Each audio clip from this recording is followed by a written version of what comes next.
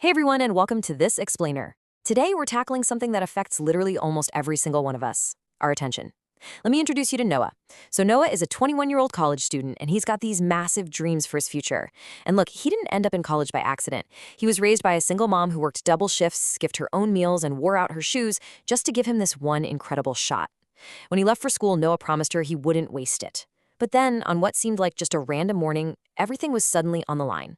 Imagine this. At exactly 8:14 a.m., Noah opens an email, and staring back at him is a terrifying two-word subject line, academic warning. Just 2 words, right? But they carry the weight of his entire life's trajectory. The university was officially notifying him that his grades had slipped so much that his scholarship, the exact money making this whole education possible, was in serious danger of being canceled. There was no drama in the message, no personal attacks, just the cold, hard facts. He had exactly 1 semester to fix it, or he was going to lose everything his mother had sacrificed for. So, Noah slowly closes his laptop, picks up his smartphone, and taps open his screen time report. And the number staring back at him, staggering. 10 hours and 12 minutes. Over 10 hours a day, just gone. Staring at that number, Noah quietly whispered to himself, I know exactly who's stealing my future. And within 30 minutes, he made a pretty radical choice. He deleted every single social media app off his phone. Now, to be clear, this wasn't about him trying to become some hyper-productive tech guru. He was literally trying to save his life. Section 1. The Invisible Habit Trap. Falling on Autopilot. Okay, let's dive into this. How does a dedicated student who cares so deeply about his future end up throwing away 10 hours a day? Well, it really comes down to the environment, and falling into a behavioral cycle so incredibly subtle that he didn't even realize he was trapped until the trap snapped shut. Think about the student perspective on habit change here. In high school, Noah had highly structured routines, right? Parental oversight, a set daily schedule, a super clear framework for when to work and when to chill. But college offers total, unstructured freedom. Suddenly, there is nobody telling you when to sleep, absolutely no one reminding you to open your textbook, and 0 people who care if you spend 6 straight hours scrolling in your dorm room. That sudden, massive amount of unstructured time, it acts as the absolute perfect incubator for unconscious habit loops to take root. And that leads us to a really stealthy, silent decline. You know how it is. 1 quick video easily becomes 5. 5 quickly spirals into 50. His phone was never more than an arm's length away, buzzing with these notifications that all felt just incredibly urgent in the moment. As the weeks blurred together, assignments started turning up late, and his grades quietly, steadily fell. Honestly, the scariest part of this entire scenario wasn't that he was failing. It was that his attention was hijacked so gradually, so smoothly, that he barely even noticed it happening at all. Section 2, the 30-day detox, breaking the cycle. So, faced with losing his future, Noah fully committed to 30 days without social media. But when he woke up on day 1, wow, the sudden silence felt absolutely deafening. And this brilliantly illustrates the sheer physiological friction of breaking a habit. By noon on his very first day, he'd unlocked his totally blank phone 47 times. Fun fact for you, the average person actually unlocks their phone over 100 times a day, often without even realizing it. And Noah wasn't consciously choosing to do it. He didn't have any messages or trending videos to look at anymore. His brain and his thumb were simply running this automatic program without his permission. This is when the terrifying reality hit him. He hadn't actually been choosing to check his phone for months. His brain had just been doing it for him. Let's trace his journey through the first 10 days here on this timeline. Day 1, like we saw, was dominated by that loud, incredibly uncomfortable silence. By day 3, the temptation was just agonizing. His roommate is sitting right next to him on the couch, laughing at viral clips, notifications firing off constantly. Noah almost caved, but a calendar reminder he'd set actually pushed him to literally walk out of the room. He went to the library, a place he hadn't visited in months, by the way, and managed to sit and read his econ textbook for a full 20 minutes without touching his phone. It sounds small, I know, but it was a massive victory. By day 7, the intense urge to scroll hadn't totally vanished, but it stopped controlling every single thought. He actually looked up while walking across campus. He noticed the physical space around him, feeling like he was seeing the university for the absolute first time. But then we reach day 10, when the mind fights back. Section 3. The Relapse. The mind fights back. We so often think that changing your life is going to be this thrilling movie montage adventure. But in reality, it's usually just really, really boring. Sitting at his desk on day 10, the sheer quiet gave his mind the space to start rationalizing.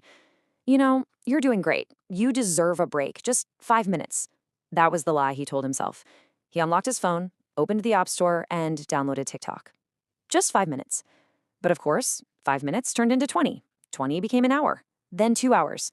By the time he finally snapped out of it and looked up, the sun had literally set and his textbook was open to the exact same page. He quietly deleted the app again. This moment proves something absolutely critical. Willpower alone is simply not enough when you're fighting deep, unconscious habits. One tap, and he became the exact same person again.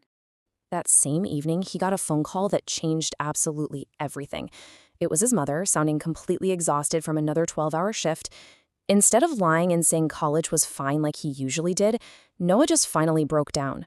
He told her the truth about the academic warning, the falling grades, and all those wasted hours. After this really long, heavy silence, she said, "I'm not disappointed because you failed. I'm disappointed because you stopped believing your future was worth protecting." That right there, that is the emotional turning point of Noah's journey. It absolutely broke his heart, but it was exactly the wake-up call he needed to hear. Let's move to section 4 and see how this builds, protecting your attention, redesigning habits. So Noah realized that brute force just wasn't working. He had to shift his strategy from relying on sheer, exhausting willpower to actively redesigning his entire environment. He needed to protect his attention like it was his most valuable asset, because it was. He translated this abstract goal into a highly concrete daily framework. First, he taped a note right above his desk that simply read, "Protect your attention," and he read it every single morning before touching his phone. Second, he made a strict rule, study before checking any messages. Third, he structurally removed the temptation by leaving his phone completely across the room while he worked. Out of sight, out of mind. And fourth, he started taking walks outside without his headphones, actually forcing himself to be present. He was completely redesigning his physical space to make his good habits easy and his bad habits incredibly hard. And the most beautiful thing happened as a result. The less time he spent escaping his life, the more he started actually enjoying it. Fast forward to day 30. Noah's sitting on a bench outside the library, and he deliberately re-downloads Instagram. His feed just floods with hundreds of new posts, reels, messages, literally everything he had been so terrified of missing out on. He scrolled for a minute, then maybe two, and then he just stopped. He looked around. He saw other students walking to class, birds landing on the grass, the wind moving through the trees. For the first time in a very long time, the physical, breathing world around him felt vastly more interesting than the artificial one inside a screen. The return on this investment of his attention was just monumental. The very next morning, he received another email from the university. But this one said, "Congratulations. Based on your academic improvement, your scholarship has been renewed." He had done it. But the real, ultimate victory came that night when he called his mother.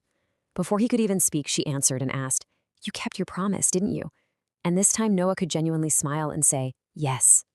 He hadn't just saved his education, he had become truly, fully present in his own daily life. So the crucial point is this. The goal was never to quit social media forever and just never look at a screen again. The true goal here is to stop living on autopilot. It is absolutely vital to recognize your attention as a strictly non-renewable resource. Think about it. Money can be replaced. Opportunities can come back around. Even a failure can just be a lesson learned. But an hour spent mindlessly scrolling, that is an hour you will never, ever get back. Technology is a brilliant tool for sure. But remember, if you don't intentionally decide when to use it, eventually it decides exactly how you live.